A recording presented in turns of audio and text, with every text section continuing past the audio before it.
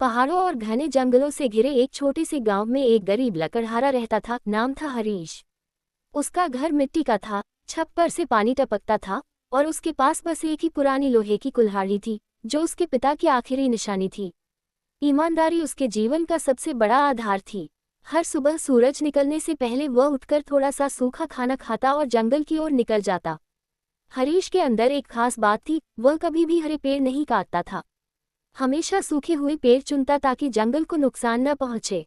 जंगल के बीच एक नदी बहती थी, गहरी, तेज और ठंडी।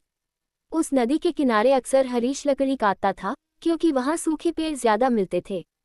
बारिश के बाद वहां का रास्ता बहुत फिसलन भरा हो जाता, लेकिन हरीश को अपने काम से प्यार था, इसलिए वह हर मुश्किल को हंसकर स्वीकार कर लेता।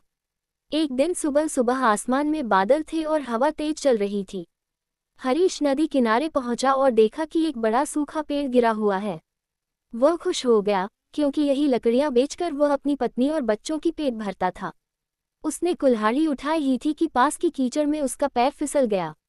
उसकी कुल्हाड़ी हवा में उछली, चमकी और सीधी नदी में गिर गई। हरीश घबरा गया। अरे नहीं, ये तो मेरा एकमात्र सहारा था।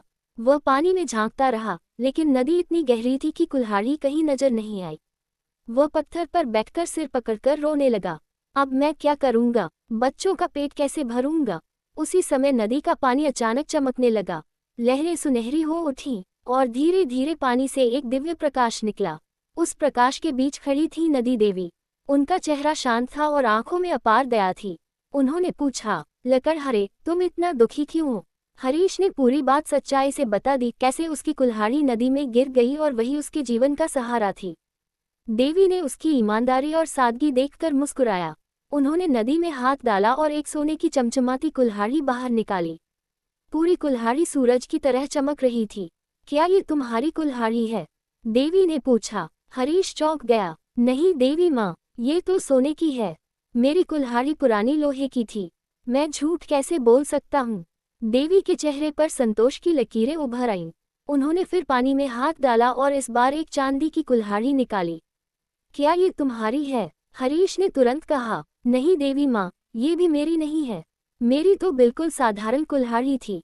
देवी प्रसन्न हुई। उन्होंने तीसरी बार पानी में हाथ डाला और हरीश की असली पुरानी लोहे की कुल्हाड़ी बाहर निकाली। हरीश की आंखें चमक उठीं। हाँ देवी माँ, यही मेरी कुल्हाड़ी है। देवी मुस्कुराई। तुम्हारी ईमानदारी ने मुझे बहुत प्रसन्न किया है लकड़हारे, इसलिए मैं तुम्हें ये तीनों कुल्हाड़ियाँ सोने, चांदी और लोहे की उपहार में देती हूँ। हरीश खुशी से रोने लगा। उसने देवी को प्रणाम किया और तीनों कुल्हाड़ियां लेकर घर वापस लौट आया। जब वह घर पहुंचा तो उसकी पत्नी आश्चर्यचकित रह गई। ये सोने चांदी की कुल्हाड़ी कहाँ से मिली? हरीश ने पूरी कहानी बताई। थोड़े ही समय में यह बात पूरे गांव में फैल गई। कुछ लोग खुश हुए और बोले, ईमानदारी का फल मीठा होता है। लेकिन कुछ लोग लालच में भर गए। उनमें से एक था भीम, गांव का सबसे लालची लकड़हारा। भीम ने सोचा, अगर मैं झूठ बोल दूं तो मुझे तो सीधे सोने की कुल्हाड़ी मिल जाएगी। अगले ही दिन भीम अपनी कुल्हाड़ी नदी पर ले गया। उसने नदी में जानबूझकर कुल्हाड़ी फेंक दी और जोर जोर से चिल्लाने लगा, अरे मेरी कुल्हाड़ी गिर गई, अब मेरा परिवार भूखा मर जाएगा। देवी प्रकट हुई। उन्होंने सोने की कुल्हाड़ी दिखाकर पूछा, क्या ये तुम्हारी है? भीम ने बिना सोचे कहा, हाँ देवी माँ, यही मेरी है। देवी का चेहरा तुरंत कठोर हो गया। लालच और झूठ इंसान को नीचे गिरा देते हैं। उन्होंने सोने की कुल्हाड़ी पानी में वापस डाल दी। चांदी की कुल्हाड़ी दिखाए भीम ने फिर झूठ बोला। अंत में देवी बोली, तुमने ईमानदारी की परीक्षा में असफलता पाई है, इसलिए तुम्हें तुम्हारी असली कुल्हाड़ी भी वापस नहीं मिलेगी। और नदी में एक तेज रोशनी चमकी। भीम की असली कुल्हाड़ी हमेशा के लिए गायब हो गई।